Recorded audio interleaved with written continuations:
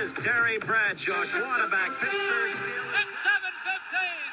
There's a new home run champion of all time, and it's Henry Aaron.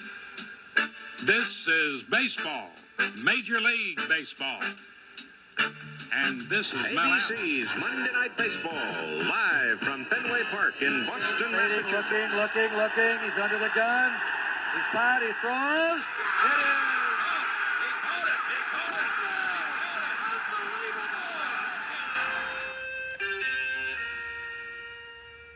Hello, everyone, and welcome to the Past Our Prime podcast, where the more things change, the more they stay the same. What am I talking about? 50 years ago, Pele was on the cover of Sports Illustrated.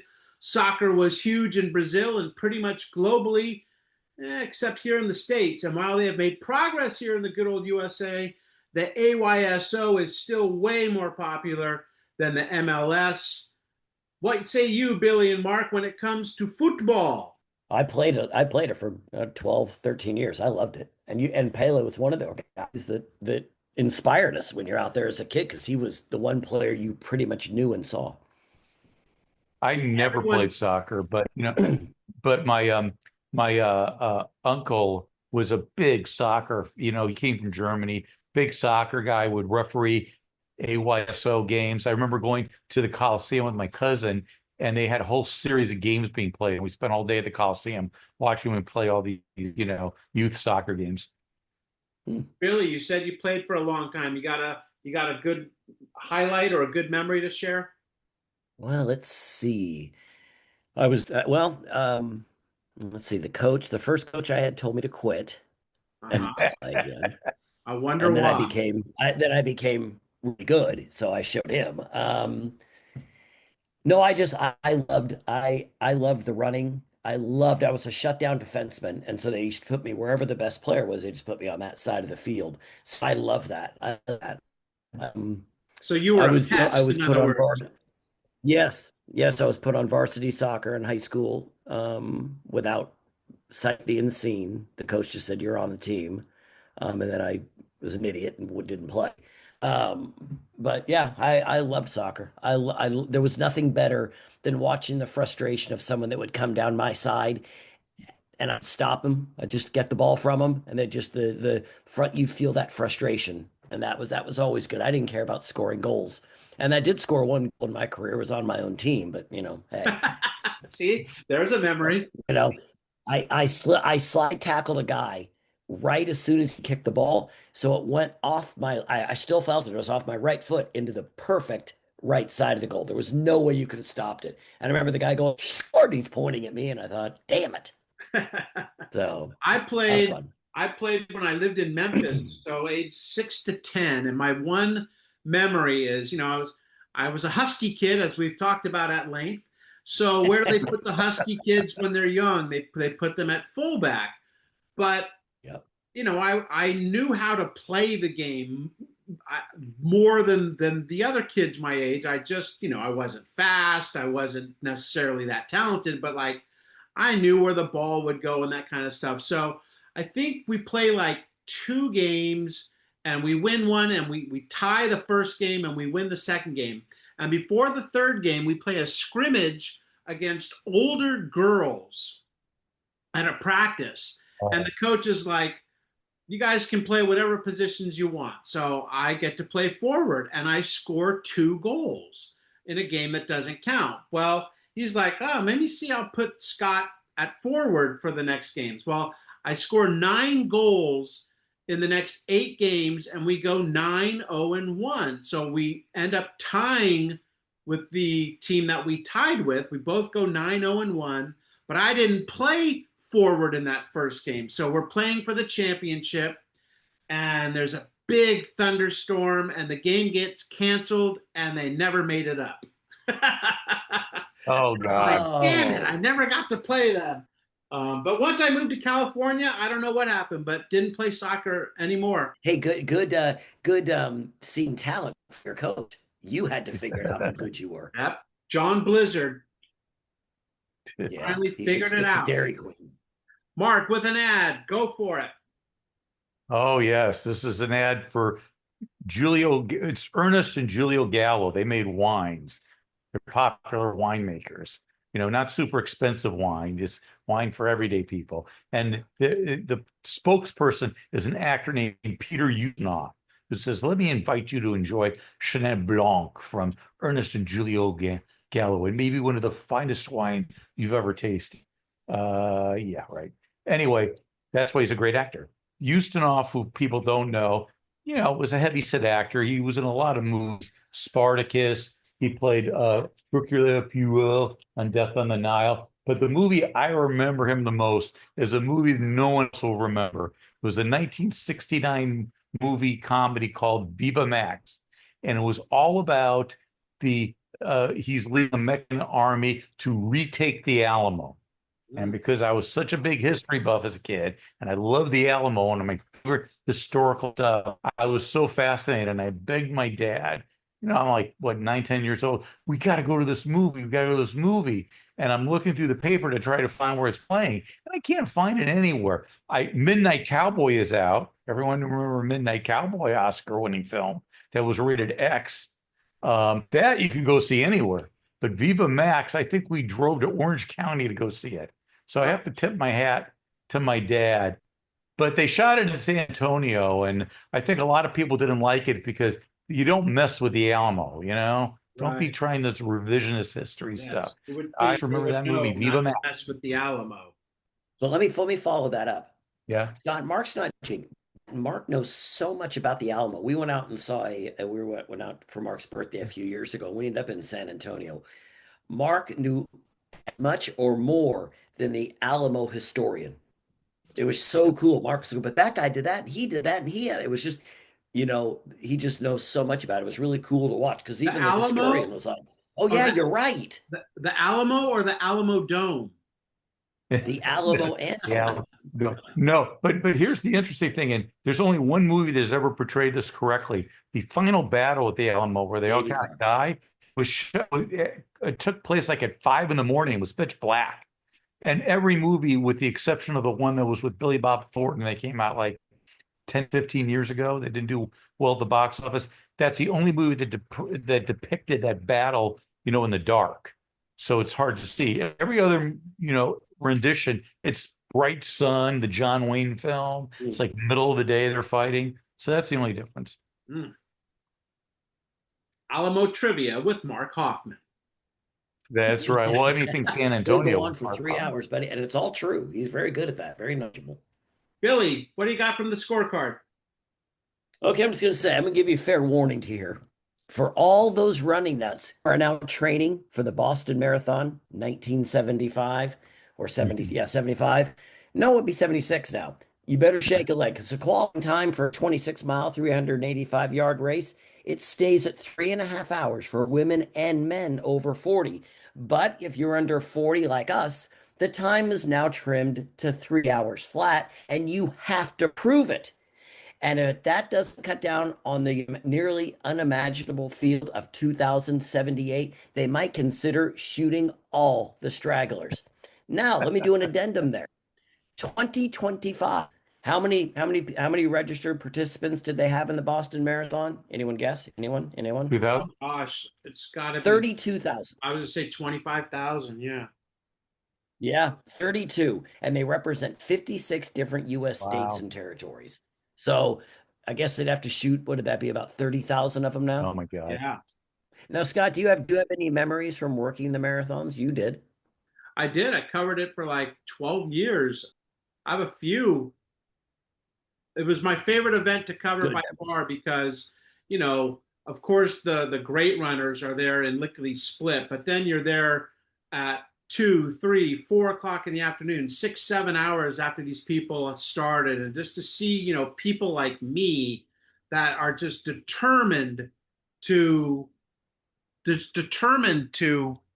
finish the race is it's just so inspiring. But of course, yeah, I was at the finish line in 2013 when the bomb went off, and we're at basically it's the finish line, us, and then the medical tent, and so we're right by the medical tent when the explosions happen, and I'll never forget, you saw like a whole bunch of people running away from the explosions, and you saw an equal number of people running towards the explosions to help. And that I'll never forget seeing people running towards that danger. It was incredible. But yeah, not a good day.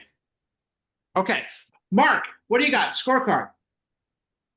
Well, I got look, this class was over, and 71-year-old Silvera Mazzella started strolling home, but not far away, a knife-waving assailant stopped him and demanded all his money.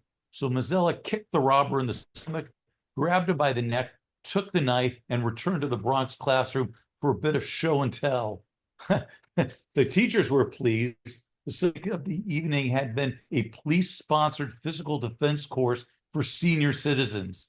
How would you like to be that like assailant? I got my ass kicked by a 71-year-old senior citizen. I'll teach him to stop robbing people that are, older. Loser. I got one, Okay. and this one is big. Many of you, and myself included, didn't know that back in 1975, some of the major conferences didn't allow more than one team to play in a bowl game. Michigan, for example, has been like a top 10, top 5 team for years, and they never go to a bowl game because one of the only teams ahead of them, Ohio State. So the Buckeyes have gone to the Rose Bowl, and Michigan usually goes home. But the Wolverines are now the 7th Big Ten team to vote to approve cutting the conference's exclusive tie to Pasadena, which would allow runner-ups in the Big Ten and Pac-8 to play in alternate games. And of course, that just opened up Pandora's box, right? Now, of course, the Big Ten, which is actually what, the Big 18? Are there 18 Right, teams in the Big Ten? Is that right? I think so, yeah. Yeah. Yeah, they should just call it the Big 10 plus 8. All right. How many teams went to bowl games in 2024 from the Big Ten? Oh, God, I'd be like 8 or 9. 12. Oh, my God. Yeah. So it's like everybody gets a ribbon. Everybody gets a medal. Everybody gets. You get a ribbon. You get a ribbon, and you get a ribbon. Oh. You get to go to the Potato Bowl. They said it, Mark. Okay, well, both of them are good. I'll do the first one. Jay Rams, the University of Texas Sports Information Director, asked at a meeting to suggest what the NCAA do to celebrate the bicentennial in 1976. Yes, the 200th anniversary of this country, which was a big deal. Well, let's see. What did we do in 1876? I would imagine a gunfight on the street or something. Yes. Yes. Probably something at the Alamo. Yeah. That was 1836. In the dark, though. In the dark. What else? Let's see. Bill Peters, he's the former Florida State football coach, on being accepted for the Florida Hall of Fame. I'm very appreciative of being indicted. Yeah, as are and to think a few years from now, under their former coach, he could have been indicted. For sure. Yeah. Probably was. That gets us to our cover story. Curtain call for a legend. I mean, they were not bigger than this guy, Pele, on the cover of Sports Illustrated. Last week, we told you that Edson Arantes de Nascimento had signed a 3-year contract to play for the New York Cosmos for just under $5 million. You know him simply as Pele, one of the most popular and influential soccer players in the history of the sport. Like I said before, 1975, I could have counted the number of soccer players I knew on one hand, and I'd have a few fingers left over. For me and for millions of other Americans, it started and ended with Pele, and now he was bringing his brand to the United States, New York specifically. And Billy, how did he do in that first game? It wasn't even a real game. No, it was basically we're down 2-0. And the crowd, they had shots of the crowd. They're sort of restless, like, oh, yeah, Pele's here. Well, let's do something. Well, he did. He ended up tying the game on a wonderful header shot right near the end of the game, and they finished in a 2-2 draw or tie or whatever they call it in football. But it was actually an exciting ending for Pele's first game. But he's just his talent, man. That they sort of it's not a corner kick, it's coming from the side, and he just jumps right over one of the guys on the Tornadoes and just heads it in. Just a great play. Yeah, he's 35 years old now, so he's not quite at the top of his game. He hadn't played in 8 months, briefly retiring at some point before signing with the Cosmos, and they said he dominated the action. Mark, but this was much more than just what was going on the field. The attention he brought was incredible. Well, it changed everything. That exhibition game was televised by CBS. I mean, they weren't televising regular soccer games, let alone an exhibition game. Over 21,000 showed up for that one, but it's just set the tone for just this renewed kind of elevation of soccer as a sport in this country. And, I think in '67, he took the Cosmos to the Soccer Bowl, which is like the championship game. And I think he had a hat trick actually in that game that they won. I want to say nothing. And he was 37 at the time, and they played that game over 62,000 fans, at Giant Stadium back then. So, I mean, he changed everything in this country, youth soccer to all the way down to the top levels. And, soccer was sort of an afterthought in this country, but not anymore. Now it's working its way. And you're right, Mark. You say afterthought. Some of the fields Pele was playing on were baseball fields. And nowadays, if you've ever gone to a game, like I've been to a couple Seattle Sounder games, the field is beautiful. But back in the day, with your greatest player, arguably of all time, going over the shortstop to pass to the guy on first base, just an odd way how it was back in '75. Yeah, no question.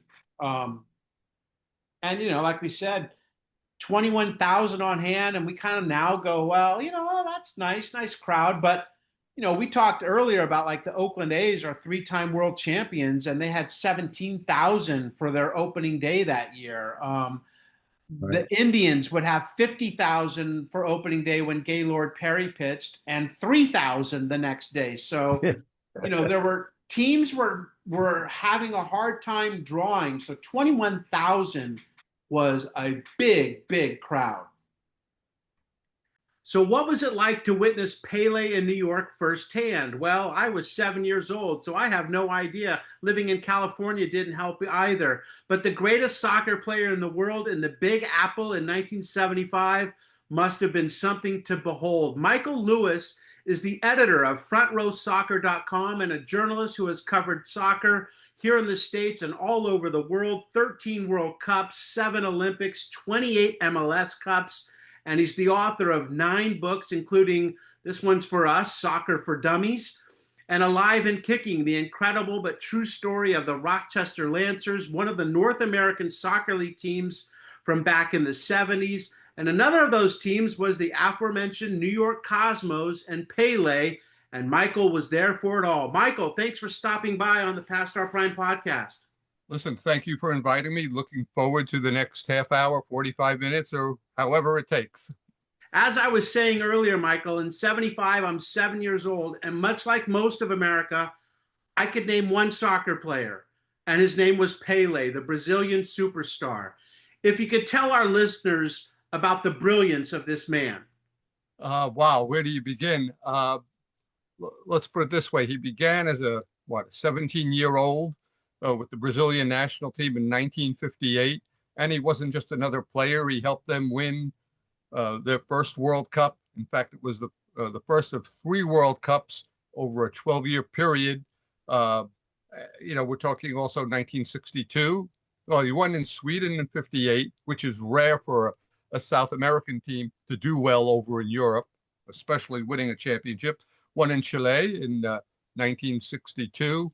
Didn't fare too well with his Brazilian teammates in England in 1966, but came back with a rousing triumph in 1970, his final World Cup, as it turned out. Meanwhile, he was playing for Santos of Brazil, going on great tours with that team, sometimes with the Brazilian team, spreading the message to the rest of the world. And one thing we have to remember is we're talking 50, sometimes 60 years ago. people think the internet's been around forever and it's so easy to watch all these players. Back then, it was a big, big deal when any international team came to town. And when it was Santos, the Brazilian national team, or Pele, it was even a bigger deal for obvious reasons. You know, Clive Toy, president of the New York Cosmos, he had this vision of signing Pele, and it wasn't like one negotiation. There wasn't two negotiations. It took him years chasing him around the world, literally, until near the end of Pele's career, when he was 34 years old, and maybe he wasn't up to playing high-level international games, playing for Santos. Clive Toy got him to sign on the dotted line in 1975, and hence Pele came to the United States, and American soccer has not been the same since. You know, Michael, we're not 2 minutes in, and already I've learned something. I've called him Pele my whole life, and here you go, putting the accent on the lay part, so there we go. Pele is how he's known in the soccer world. I pronounced it Pele for many a year too, until I was educated on his proper name. His given name is Edson. And one time I was in an elevator with him, and I wanted to get his attention, and I said, "Hey, Edson," and he turned his head. So he still remembered his real name. But a class act on and off the field. You know, as you mentioned, he started playing on the world stage in the 50s. He's a teenager. How could a child compete with the best the world had to offer? And how did he fare at that stage of his career? He didn't get on with the Brazilian national team until I think later in the tournament. I think they saved him for the last opening round match, because sometimes you don't want to throw even great talented players into the deep part of the pool, as they might say. And then he set up goals, was dangerous, scored goals, and helped Brazil win the title. They knew how gifted he was, but sometimes it's good to just hold back a bit too. Part of the legend there. And from there, things just exploded. One thing that's gratifying is, and I think we've seen so many young players, so many teenagers, and we say, oh, he's the next Beckham, the next Pele, the next Messi, the next Ronaldo. And for whatever reason, they don't live up to that potential. Pele, well, there were some great players in front of him, no one near what he turned out to be, but he lived up to whatever potential they thought he had, and then some, because he became arguably, probably, along with Muhammad Ali, two of the best known, maybe the two best known athletes in the world. They could go to any country and people will know who they are. There's talk about the time he helped stop a war, or at least had a ceasefire to a war in Africa. He was that type of personality. Very, very, just very personable. He learned the English language. He knew about 4 or 5 different languages. In the beginning, he struggled with the English language when he came to the United States. His good friend and mentor, Professor Mizet, was his translator early on. But as he stayed with the Cosmos, learned the English language, I won't say he was proficient, but you could definitely understand him. And it was great having. I'll tell you a little story. I might be getting ahead of ourselves here. When he came to Rochester, and about this time, 50 years ago, I can't believe I'm saying this, my Lord, 5 decades ago, we're in a press conference, and I'm just barely almost a year into my first job. And here I am asking questions to Pele at a press conference, something I didn't necessarily have on my bingo card as a sports writer. I mean, I wanted to cover baseball, football, and that sort of thing. But little did I know that soccer was going to wind up being my major sport. But for a 23-year-old, a year out of college, what a big deal that was. And fortunately, I had the opportunity to talk to him more over the years and watch him play at least for the next 3 years and appreciate his abilities, even though he might not have been the same player as he was, back in his Brazilian national team days, he could create some chaos out on the field back then. What was you talk about when you first get to interview him? What was his aura like in person? We saw it on TV, what he was like. What was it like to be there in front of him and meet him and get to know him? To me, it was, I would say, a bit intimidating. I wanted to make sure I wasn't going to stumble over my question. I'll tell you a little story that I heard about. Again, I was writing for the Rochester Democrat and Chronicle. I was not covering the Cosmos directly, although the Cosmos and the Lancers, the Rochester Lancers, were in the same division. So at that time, they used to play like 4 times a year, which was pretty cool. So I got a chance to see the Cosmos fairly regularly. Also trips down to New York to cover them. For his opening press conference in Rochester, they wanted to have things secure, so they had Pele walk through the kitchen away from everyone. And all the workers and cooks there knew who he was. And it's like they stopped and they gave him a look like saying, "You got to be crazy. This guy is walking through our kitchen." So they knew that there was someone special there. And it was a big deal for him to come to Rochester, or any city for that matter, because we all knew that he was going to be with the Cosmos for 3 years. They're supposed to raise American soccer, raise it in terms of getting people out to the stadium to watch the game, not just in New York, but throughout the country, but also seed the soccer planting fields of youth soccer for what we have today. Because I look at Pele joining the Cosmos as the big bang moment in American soccer history. If he doesn't come to the U.S., I don't think I'm talking to you right now.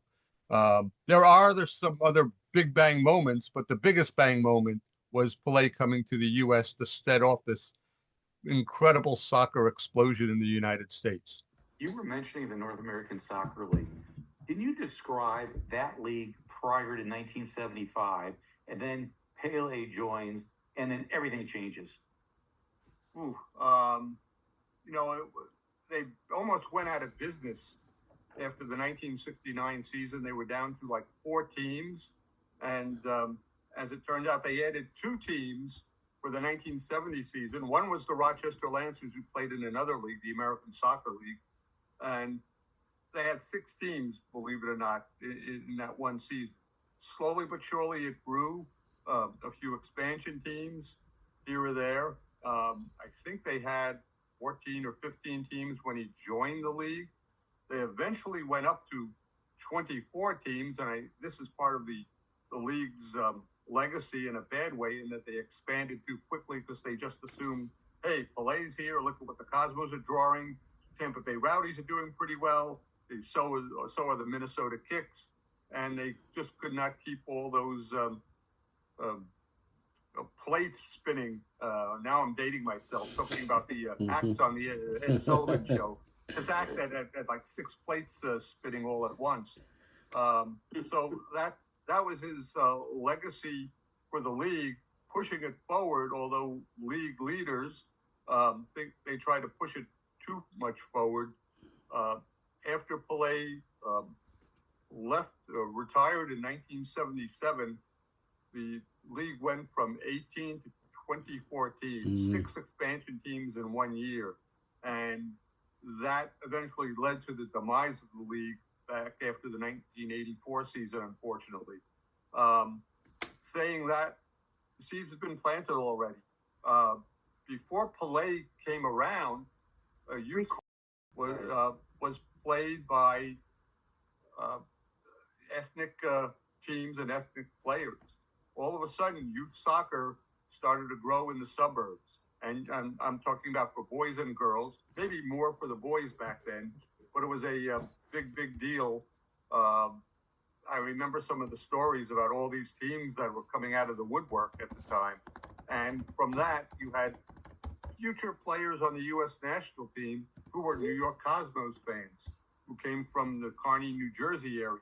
Tony Miola, John Harps, and Tab Ramos were 3 of them who were inspired by the Cosmos, directly or indirectly, and it things grew from there. And that is one of the most important parts of, I think, Pele's legacy as well. So, 1975, he makes his debut. Can you describe the excitement, the frenzy that this country went through to see this unbelievable generational player come to the States and now showcase his ability through the United States? Something that I guess we had never seen before and maybe never will again. Yeah. I remember at his very first game, which was an exhibition game between the Cosmos and the Dallas Tornado at Downing Stadium on Randall's Island, which is between Manhattan and Queens in the East River. Yeah. I had to remember my geography of New York City.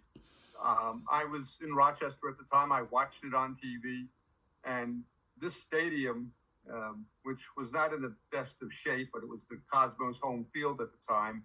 There were so many dirt patches there. They had workers painting the ground green so it would look like they had grass. I kid you not. It's a true story. I know people who did it and told me those stories too. And they don't exaggerate, these people. The game ended in a 2-2 draw. Pele scored for the Cosmos. It wasn't the greatest game, but it heralded the first, his first game. Not an official game, but still his first game. He winds a couple of weeks later. He plays his first game. I believe it was in Boston. And in those days, security wasn't anywhere near as it was today.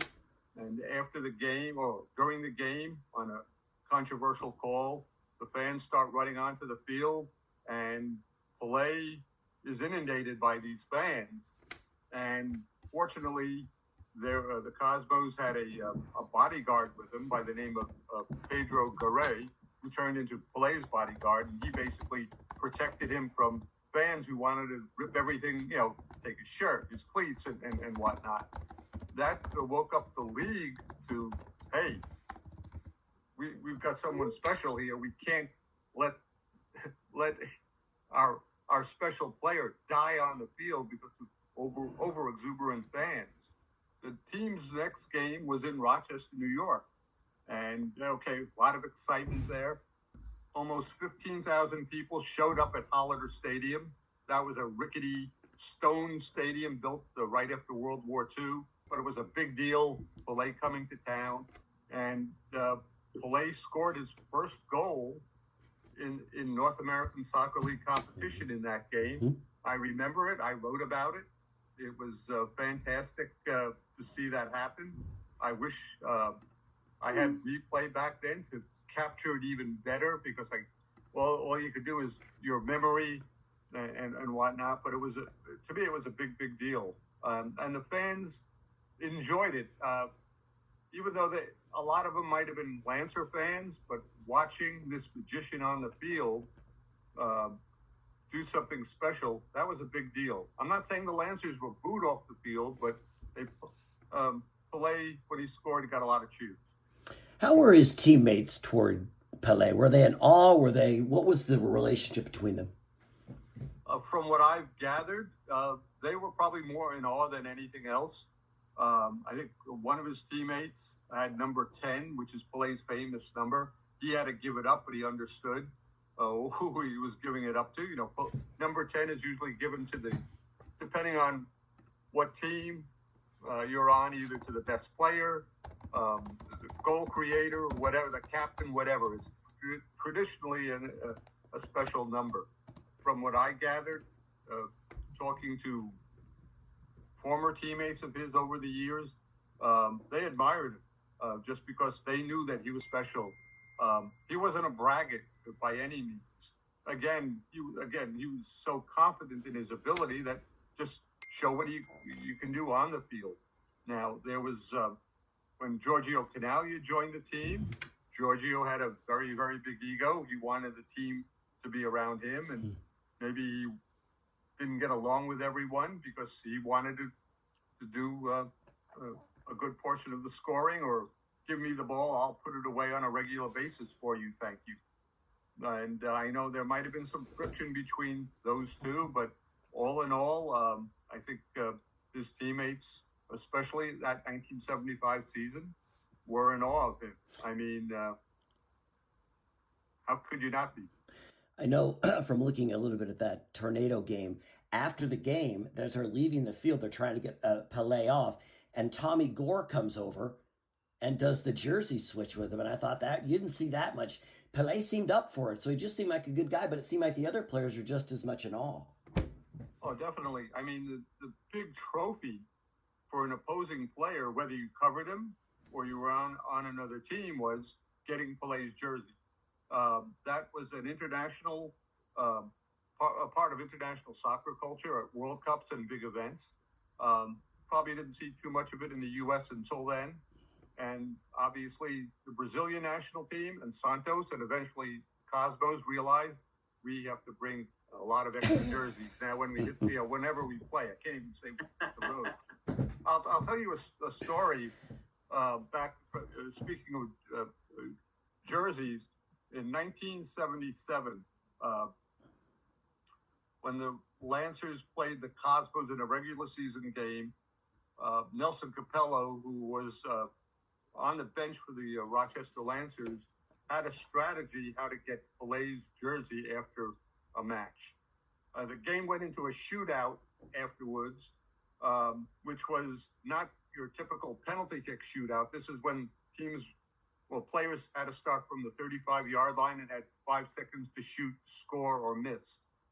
Meanwhile, Nelson was getting a plan, looking where Pele was and whatnot.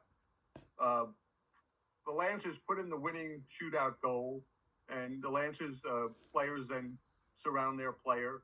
And what Nelson Capello did was he just sprinted as fast as he could toward Pele to get his jersey, which he did.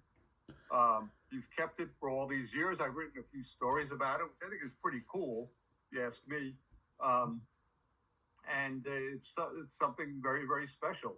It is a trophy. Even though he didn't play against him in the game, I give Nelson a lot of credit for being tactically aware of throughout the end of the game and the shootout on how to get that special jersey. What made Pele so special? I mean, it's not, guys, it has to go beyond talent. There's a lot of talented people, but is there something about his character, his personality, his drive, something that separated him from other players? I think you talked about just about everything there. It was a little bit of everything. There was a charisma factor. He was very famous after he scored a goal with his punch. And I'll throw myself into this conversation. I played an indoor media soccer game at the Major Indoor Soccer League All-Star game. I scored a goal and I punched the sky. It was just an indoor goal. It was off of a rebound. That's how excited I was. Pele would do that on many a goal. There are many pictures and videos of him. Well, many pictures. I don't know how many videos of him punching the sky. That charisma factor, the fact that he knew different languages, might not have been totally proficient in them, but enough to maybe in a press conference speak in that language in a limited capacity, but he could still talk to people in Italy, France, obviously there's Portuguese and Spanish, and then eventually came English, which I think he became much more proficient about. The other, I think that another big thing was when fans got around him, he was willing to sign autographs. And he would sign for as many minutes as he possibly could. And eventually his people had to drag him away from that too. I've seen it happen a number of occasions too. He would have done it forever. And I think it wasn't like he was basking in the limelight. That's nice. But I think he felt like he had a responsibility to the fans. They came out to watch him play.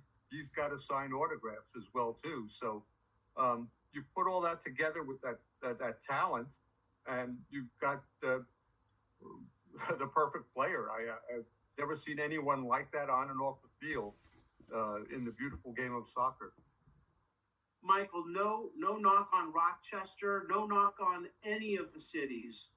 How important was it that he came to New York? I mean, seems like he was made for that kind of life, and the league prospered because of it.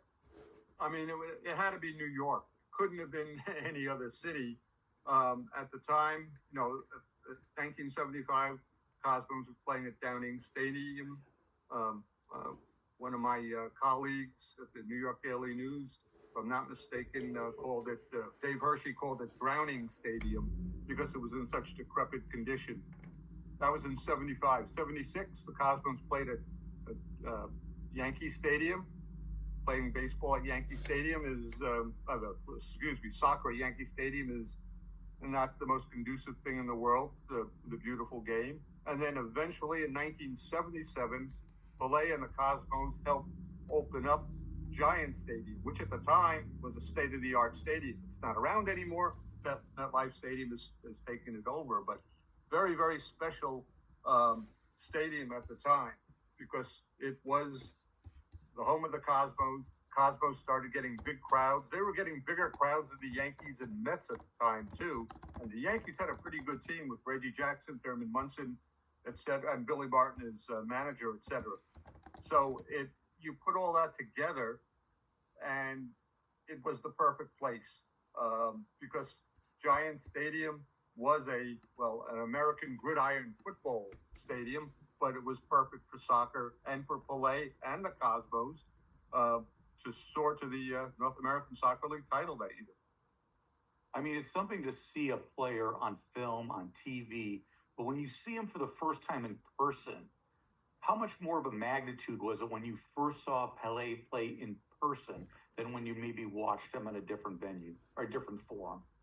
When I watch a soccer game, I try to take in the entire field. You want to see everything. When you see number 10 in the green shirt out there, you want to watch him. You want to see him off the ball. What does he do off the ball? How does he get away from his defender? And you have to remember, as a writer, I'm covering the game too. I can't just cover Pele.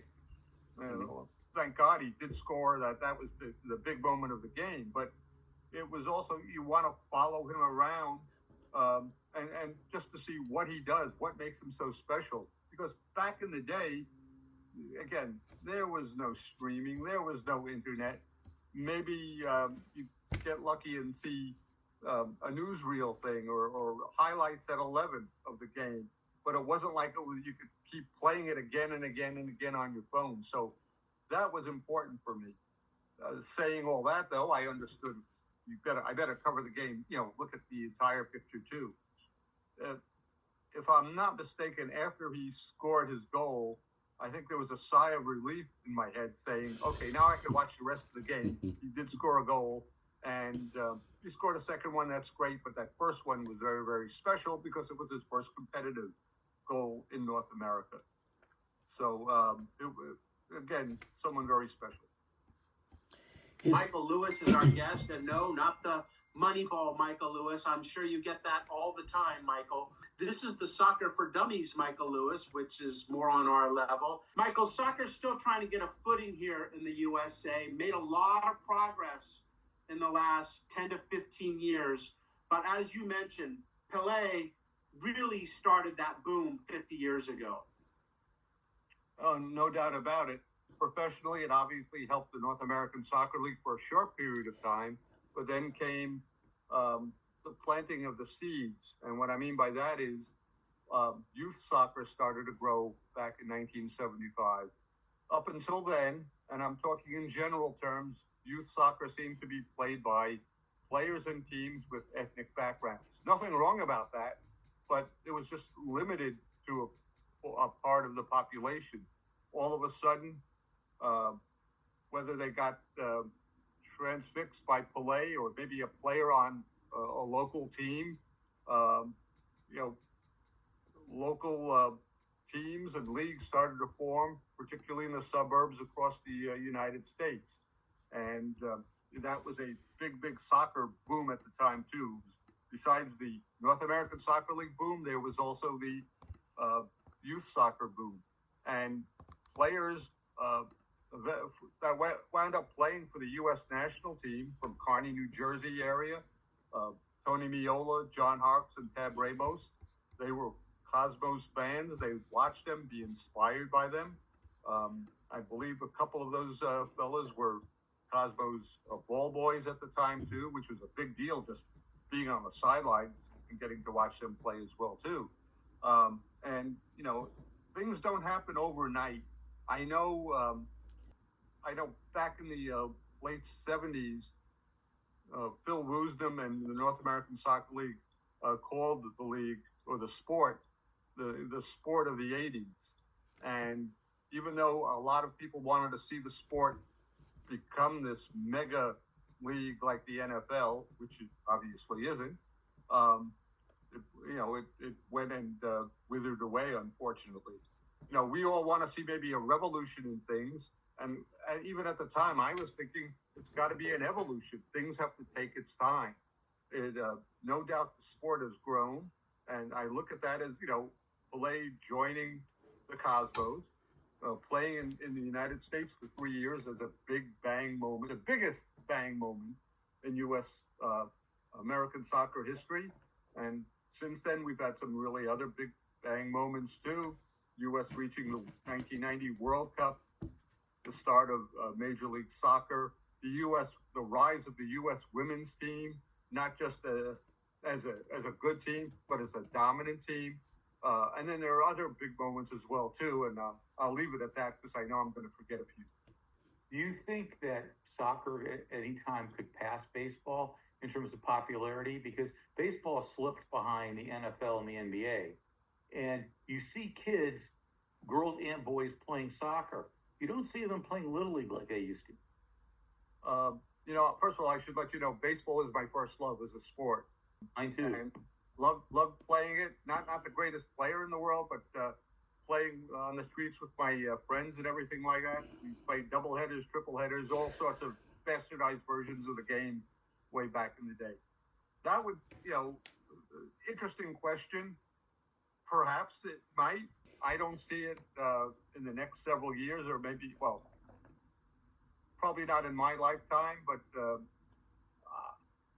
I think what soccer wants to do is establish itself as one of the top 4 sports. There are some people that in the business claim that it has surpassed hockey in the pecking order, and I'll let people decide that. You could throw statistics out on both sides, whether it's attendance, TV ratings, and that sort of thing. But boy, passing baseball, that might be difficult to do. But like I said, a good question, and you're going to get me thinking about this now for the rest of the day. So, Michael, is it safe to say, you're a hockey guy, that Pele could be the Wayne Gretzky of soccer because of how much he opened it up for the rest of the United States? Oh, yeah, no doubt about it.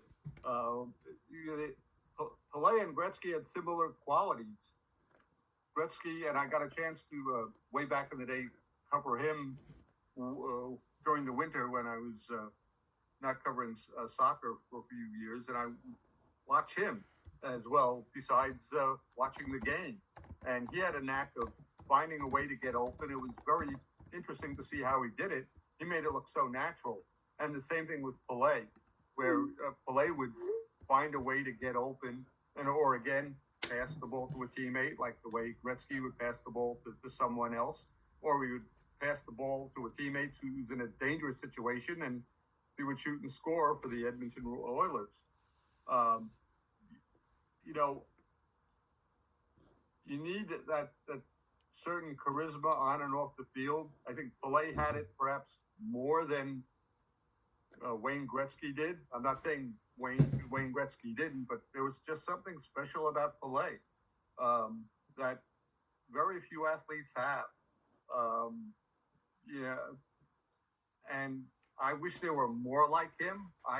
When I go to a game, no matter what sporting event it is, I want to be as a writer, I want to have a good story to write about. But maybe as a fan in me, I want to be entertained. And if there's a great moment or a great play, that's fantastic. And Pele, the games that I had covered him, seemingly always brought something special to the table, like that first goal, obviously, among other things.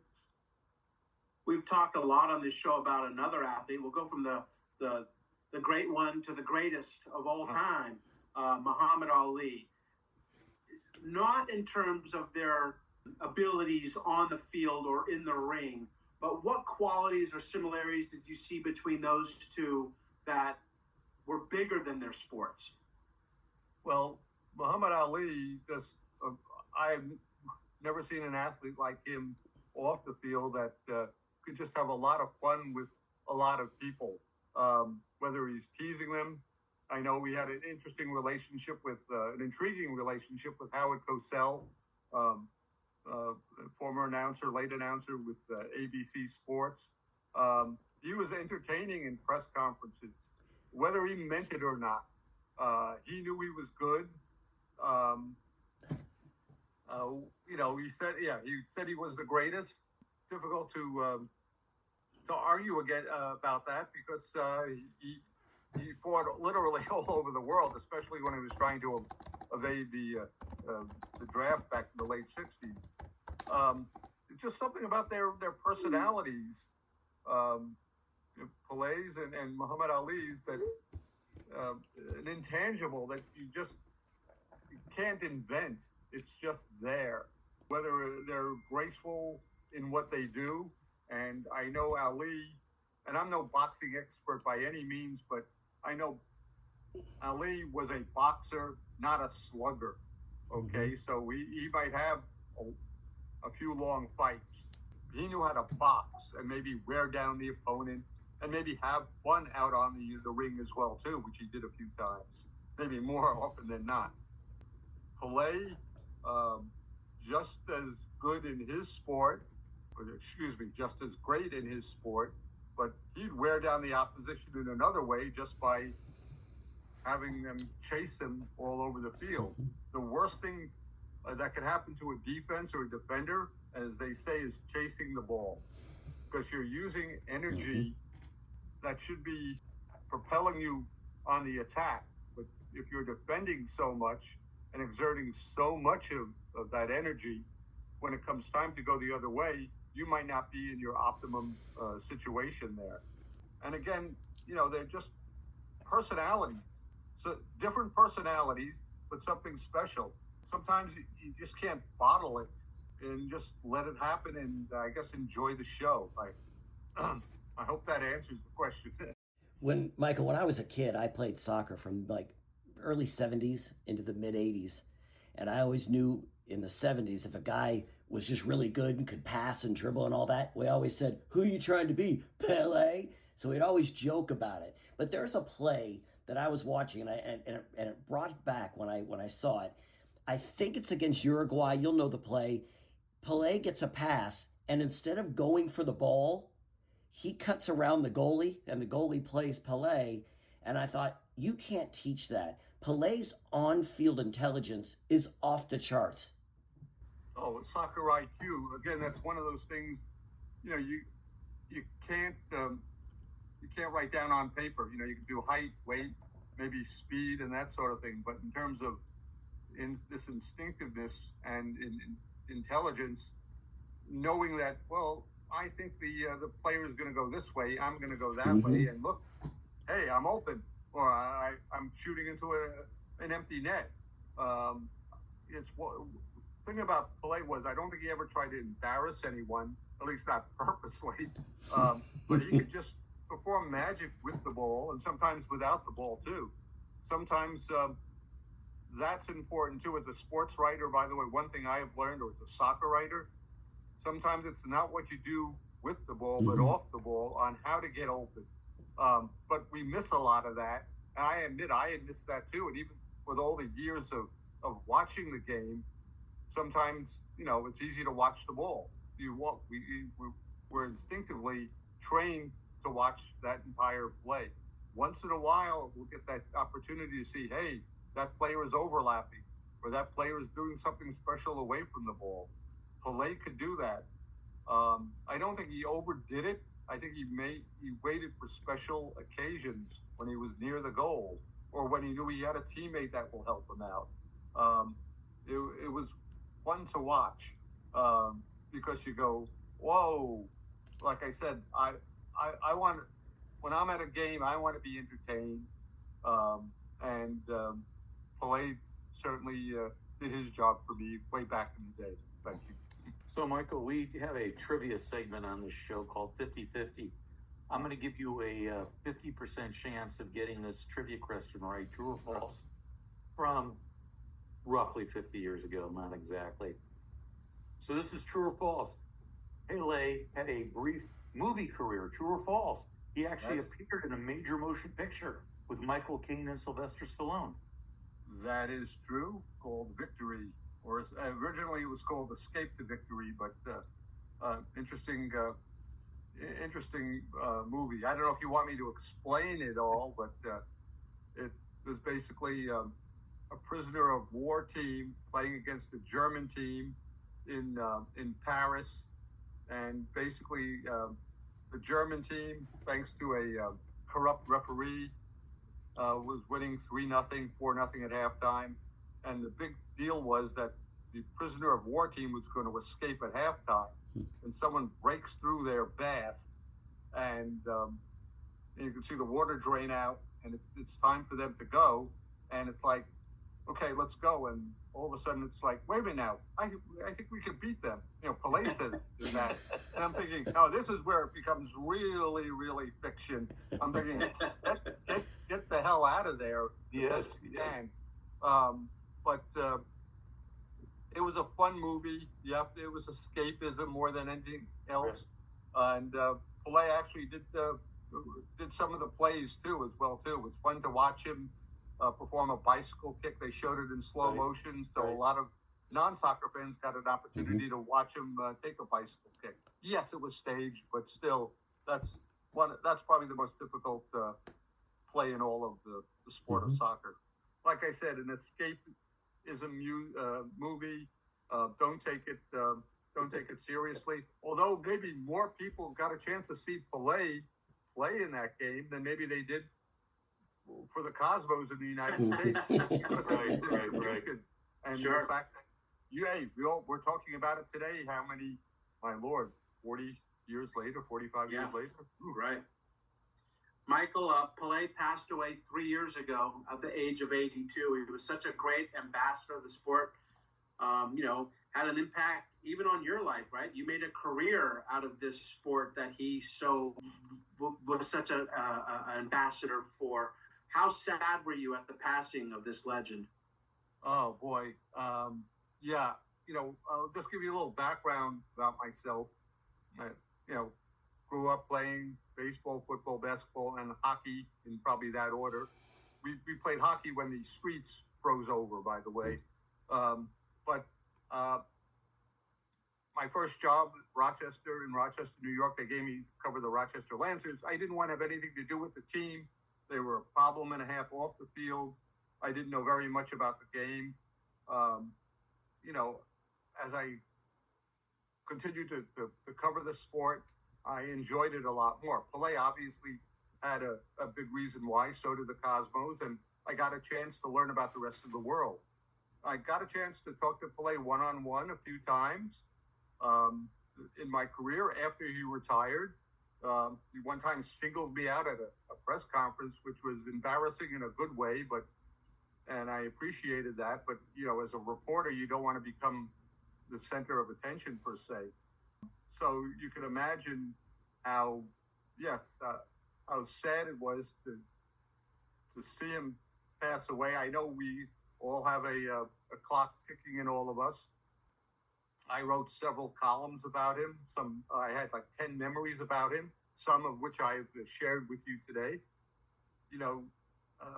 Like I said, a class act. I on and off the field. I appreciated what he did for the game in so many different ways.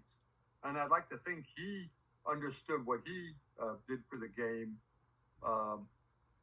in his day. I had the opportunity, I talked about it, watching Pele score his first goal. I actually had the opportunity to watch him play in his final competitive match at Soccer Bowl 1977 in Portland.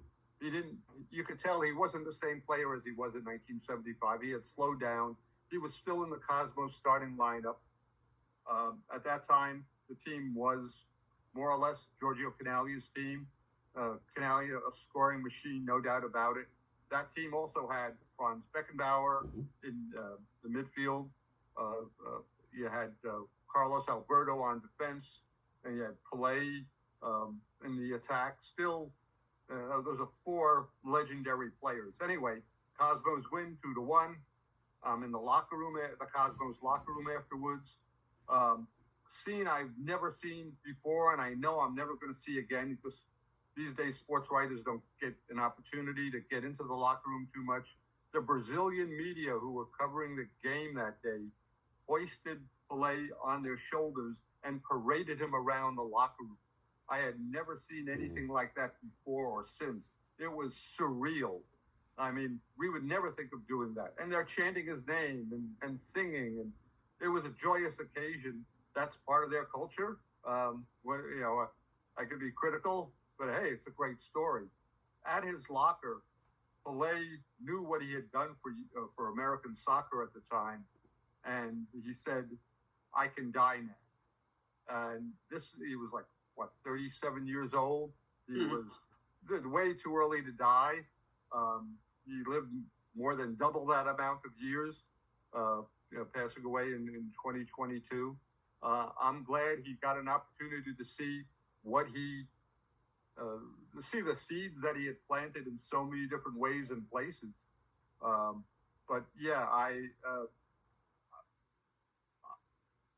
after covering this game for so many years, I've written countless obituaries, and I knew that I was going to have to write Pele's. And I know everyone in the world was going to write their own version of it, which is fine.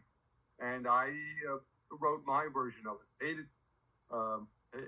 Hated to write it, but I hope I honored him in the best way possible as a sports writer. But very, very sad day, definitely. You know, we reached out to Stephen Goff of the Washington Post first, and he's the one who gave us your name. And he said, Michael is a great storyteller. Boy, he was not lying. Yeah. That is for sure. One of the all-time soccer greats, actually two of the all-time soccer greats, Pele and Michael Lewis, both doing their part to bring attention to soccer here in the States. Michael, continued success, and thanks for sharing some time with us today on the Past Our Prime podcast. Hey, listen, thank you very much for having me on. It was great letting me tell some stories. I was almost going to say tales, but no, they were all true. Everything is true. I've written about. I wouldn't. You'd have to put me on sodium pentothal, and you would still get the same stories out of me. But it was great being on and reliving some of those moments as well. Thank you. Thank Michael you. Lewis, frontrowsoccer.com. Follow him on X at Soccer Writer, and he has a Substack as well. If you are into soccer, you need to follow all things with Michael Lewis. Okay, time to talk some hoops. Score a basket for brotherly love. We mentioned the last couple of weeks the saga of the Knicks, the 76ers, and ABA superstar George McGinnis. The Sixers drafted McGinnis out of college, went to Indiana, but he didn't sign with them, instead going on to star, also in Indiana, for the Pacers. This past season was the best of his 4 professional seasons. He averaged just a tick under 30 points a game. He's the MVP of the ABA. So when the Colonels beat the Pacers in the ABA Finals, the offseason began, and that's when things got weird. A year earlier, Philly had granted New York a 30-day window to sign McGinnis. If they did, the Knicks would send a bunch of stuff to Philly, and George would be a Knick. George doesn't like big cities. New York is the biggest of big cities, and no deal was made. So when this year ended, the Knicks again approached McGinnis, this time without Philly's okay, and they had more success. They inked George to a deal, despite not having permission from the Sixers or the NBA. New commissioner Lawrence O'Brien stepped in and tossed the deal out with the help of the other 17 NBA owners George would later sign with Philly, played there for 3 seasons, averaging over 20 points a game all 3 years, had a really good NBA career, and was just really one of the better players in that era for both the ABA and the NBA. But what a weird thing for the Knicks to do. Look at what O'Brien did. He took away the Knicks' #1 draft choice, and they ordered the club to pay whatever expenses Philadelphia had incurred, including attorney's fees. So O'Brien came down hard on New York. And then he ended up spending several seasons with the Sixers after all that ABA success with the Pacers. And playing well, too. Right, he played well, and then he ended up in Denver, and then he finished his career where it all started with in Indiana again. But when I think of George McGinnis, I always picture him as an Indiana Pacer.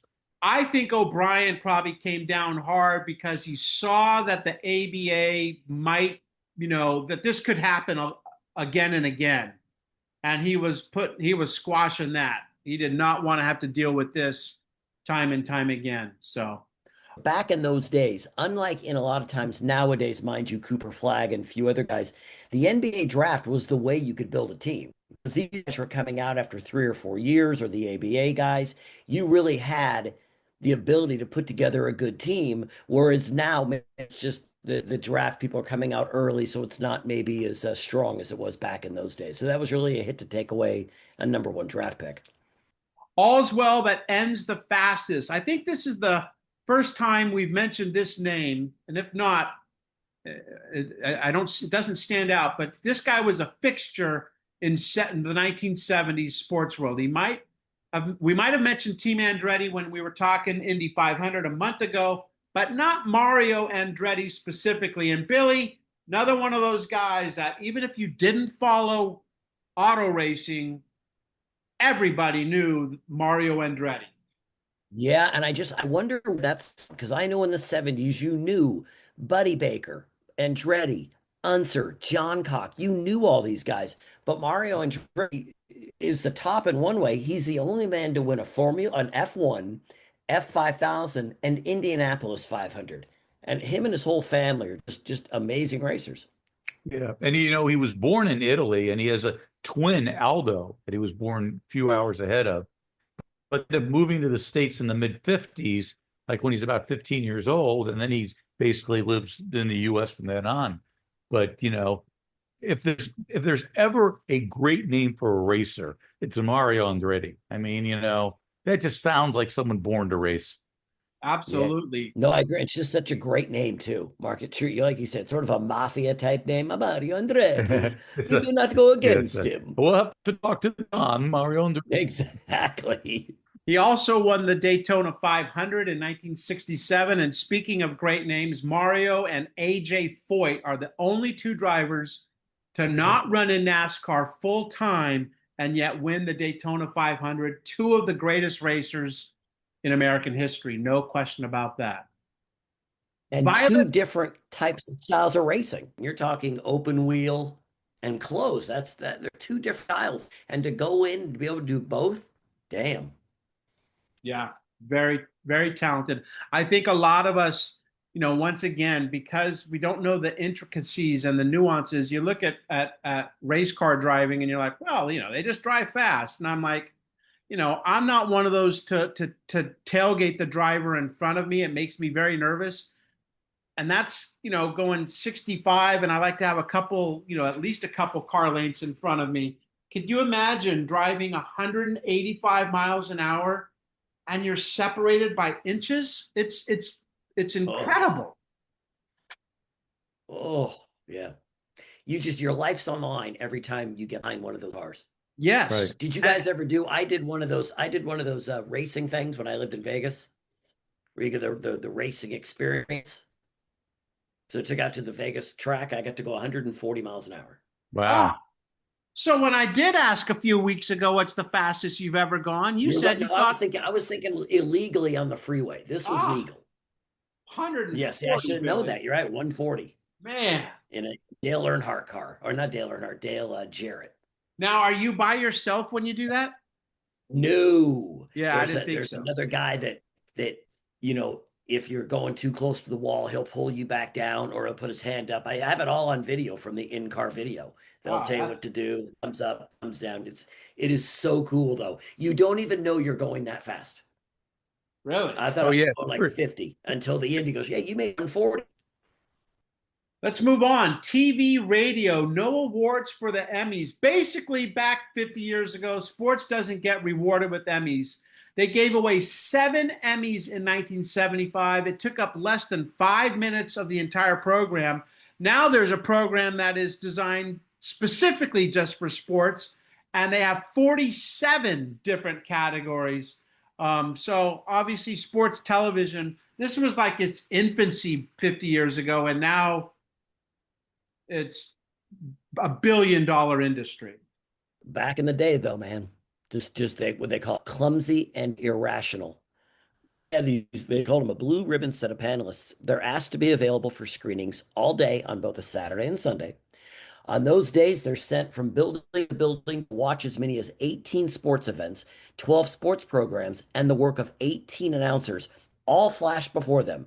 Then they're asked to indicate by written ballot their preferences in each category. And finally, they can't watch any announcer for more than 10 minutes. That's how boy, that's a little change nowadays, like you said, Scott. Yeah. Well, what's interesting is there's a national sports Emmy and there are also local sports Emmy. So like Los Angeles has their own local sports Emmy. I got nominated once and went to the award ceremony, and I ended up doing a feature on Nick Sanchez as the Pepperdine baseball coach, but I lost out to a Laker pregame feature on Ron Harper, I would say. I've met, if you go on LinkedIn, you'll know exactly who Emmy winners are. It's the first thing people put in their First thing they're right. Yeah. Right. And it's usually multiple Emmy Award winners. Yeah. A lot of times these people just happen to be, like, let's say they did one teeny graphic, they get an Emmy Award for that. Because a lot of people I knew that TV station, when they do their investigative reports, that people say, I remember a girl saying, she goes, all I did is I found like a piece of video for them and they got an Emmy. Yeah, it's kind of like finding out someone went to Harvard. They'll let you know in the first 30 seconds. Oh, yeah. So I've met a lot more people who are not talented that have won Emmys than I have met people who are, but I digress. So, do you want to talk about them? Yeah, as soon as I hit stop record, sure. That's right. Let's talk a little baseball. Rookie Freddie Lynn is hitting .350 at this point in the season, and yet he is 68 points behind the leader.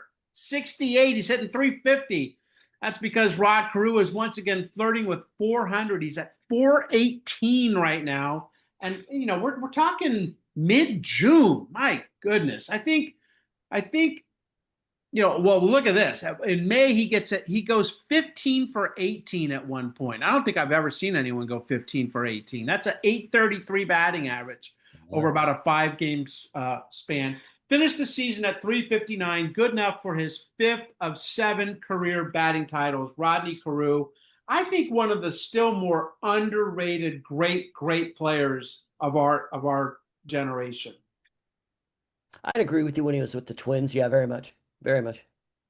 Yeah. I mean, he won 4 straight batting titles. And how many people, get close to 400? Tony Gwynn would, but I mean, George Brett, like 364 and 74, 359 and 75, and 388 in 1977. That's crazy. That is bonkers. And then there was that one little part that mentioned that Carew lost his arbitration hearing, that the son of the owner of the Twins described Carew as an error-prone second baseman and a singles hitter. Dang. Yeah. The Griffiths were tough people, but man, that's not really describing Carew for who was. I mean, every penny was fought for back then. So it still happens in arbitration. Guy will hit .315 with 38 homers and 121 RBIs. I'm like, yeah, well, he doesn't run. That's right. But you go back to Carew in his career, how many bunt hits do you think he had? Oh my god. Because the bunt is not used anymore. 151. I would say he'd have like 20 a year sometime. Yeah. Yeah, 151 bunt hits with 91 of those being when the bases were empty. That's the other thing about back when the bunt was part of the game. You force the defense to play differently. They got to come in on the corners. That shortens the angles for them to, it just opens up the field for a great hitter like Carew. Played for 19 seasons, was an all-star 18 times. Before there was Tony Gwynn, there was Rod Carew, just a tremendous, tremendous hitter. Billy, let's go from Rod Carew to the NL West, and okay, a life-changing moment for you. Yes, a very frustrating life-changing moment. Either way, Astros get a 3-hitter from Tom Griffin, a 9-0 romp past the Cardinals. Here's my Tom Griffin story. Tom Griffin's on the Angels back in the, 80s, early 80s. I come home and we have an answering machine. My sister leaves a note on the answering machine that says, Tom Griffin called. I go to my sister and I go, what do you mean? She goes, yeah, some guy named Tom Griffin. I don't know. He says he wants to talk to you about some, I don't know. He plays baseball, I think. I don't know. I'm all excited. It was a practical joke. Oh my God. I said, killed her. not really taking into account why Tom Griffin would be calling me, since I never actually met the man. I never met the man, but I was like, Tom Griffin called. No, I was like calling my mom at work. Oh my God, the Angels guy called me. And my sister's like, yeah, I just saw a name in a magazine. I thought I'd tell you we called. I was going to say, it's the perfect name, too, because she didn't go with, Rod Carew or Reggie Jackson. No, right. She went with Tom Griffin, which is like, I don't know. Maybe he did need my help today. He never met me. We never came into contact, but somehow, he found my phone number to give me a call. Yeah, I need 14-year-old Mahoney. Yes. And then you wonder why I never dated. I mean, it's just stupidity. Mark, you got anything? Yeah, I got my Detroit Tiger update of the week. Yeah. Well, besides Willie Horton hitting his 14th and 15th homers of the season, my favorite play were the Tigers, where the John Hiller picked up his 8th and 9th save with 6 1/3 innings of scoreless relief. Think about that. 2 saves, 6 1/3 innings of scoreless relief. That means he's pitched in 3 innings at a time. But the real reason I want the Tigers is that Bill Freehan and Terry Humphrey are ailing, so they call up a rookie from the minors named, my favorite name in baseball, John Wockenfuss. And Wockenfuss had 2 homers. And Wockenfuss's claim to fame was in 1984, the season started. He was part of the mega trade the Tigers did, which brought them Willie Hernandez, who ended up winning the Cy Young and MVP in 84 for the Tigers. Wockenfuss was part of that spring training 1984 deal. So for me, Wockenfuss's claim to fame was his batting stance. Do you remember that? Is it left foot over right? His top hand, his fingers would wiggle. It looked like he was waving to the pitcher as the ball was about to be delivered. Then of course he would grip the bat. But that's always what I remembered about Johnny Wockenfuss. A great race for the morons. Now this one seems perfect for us. This is in Marblehead, Massachusetts, a very wealthy suburb of Boston, right on the ocean. Beautiful little town, very snobby but beautiful. 2,000 entrants from Watertown to Marblehead, about 20 miles, some of it on land, some of it in the water. But Mark, you don't really want to win this race. No, the winner gets automatically disqualified. So I can just imagine the finish where you're like ahead. Oh, we got to slow down. And then the person gets in front of you and says, no, we got to slow down. And they're just like at a standstill because no one wants to finish first. Yeah, automatically disqualified. The thought behind that is it's not important who wins. It's just important to finish and get to the beer line. And if that isn't Boston in a nutshell, I don't know what is. Yeah, that does say Boston. Yes. It's Elementary Watson, a dark horse for the 75th U.S. Open. Tom Watson. As it turns out, Watson would win 9 majors. He would not win the U.S. Open this year, but he would win the British Open, his first major championship. As far as the U.S. Open, he led in 74 after 3 rounds, but shot a 79 on Sunday to finish 5th. He would win the U.S. Open once in his Hall of Fame career in 1980. 82. So Tom Watson, one of the greats, but didn't have it here in 75. For the record, Billy. I do have a couple. This one is going to take off. The track racing is announcing a $350,000 1.25 mile match race between undefeated Philly Ruffian and Kentucky Derby winner Foolish Pleasure. You know that's got to work. Oh yeah, no disaster there. No. I imagine this will just start off many more match races. Yes, you just got to take two of the greatest horses and put them there and say, okay, run against each other. Because, hey, why Who not? knew it would be a Why death not? match? Exactly. And that's what it was. Yeah. I got one. Milwaukee's Kareem Abdul-Jabbar and his 6'11". This is actually known as the Walt Wesley trade. Walt Wesley traded to Los Angeles for 7-foot Elmore Smith, Brian Winters, and a couple of pretty good draft choices, Dave Myers of UCLA and Junior Bridgman of Louisville. But this goes back to my theory that I don't care what you get in return, you can never get full value when you trade a superstar. They are just that much better. I don't care if you get a whole team for them. Mark, you got one?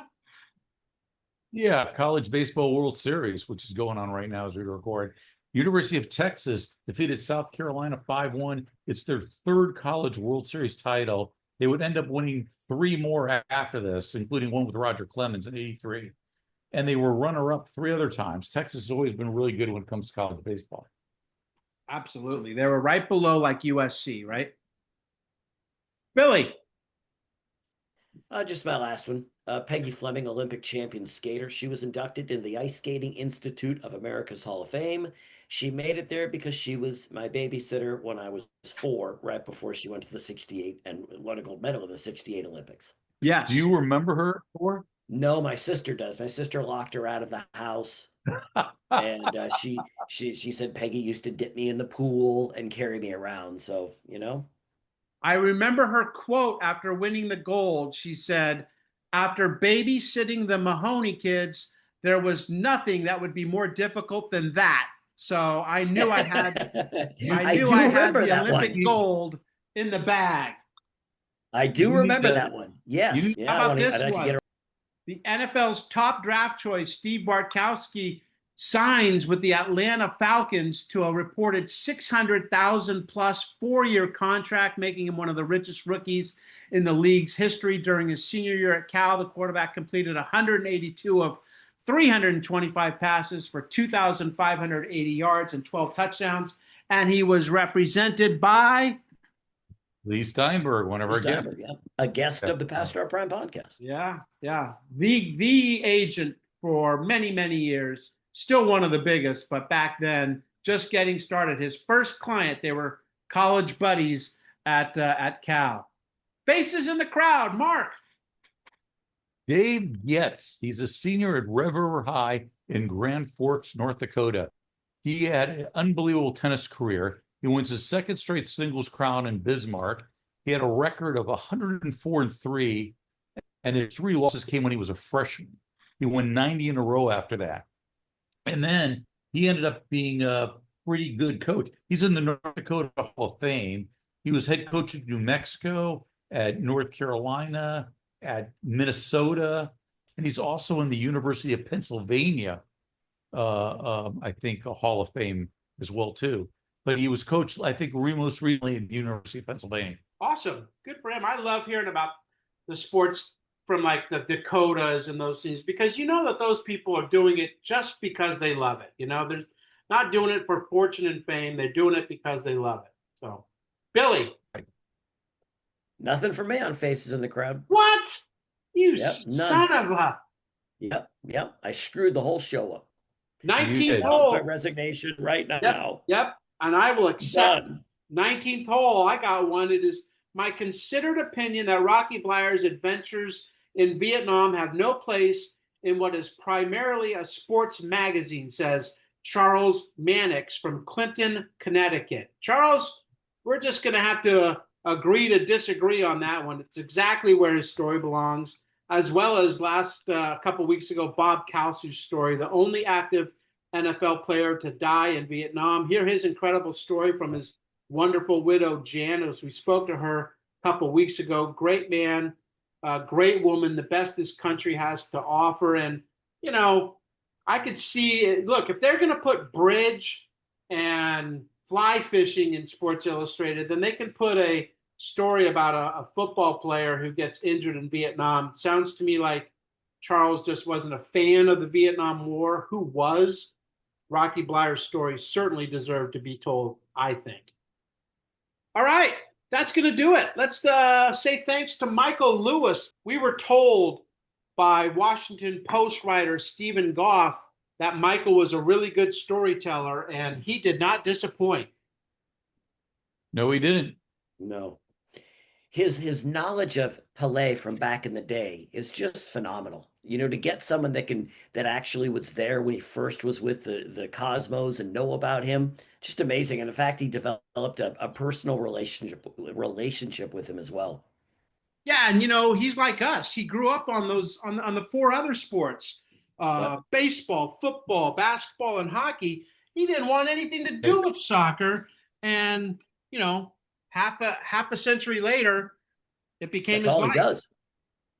Yeah, remember we talked to him a little bit about the books in his office, and all of them are soccer books. He goes, yeah, I'm writing another soccer book, and you know, just amazing what you never know which way your career's going to go. Yep. You know, and his obviously went different than he expected, but he's just amazing at what he does. That's it. We're done. For Bill and Mark, I'm Scott. Thanks for listening to our nonsense. Next week, the U.S. Open. We know Tom Watson didn't win it. Who did? That's next week on the Past Our Prime podcast. We are out of here. Say goodbye, guys. Goodbye, guys. Goodbye, guys.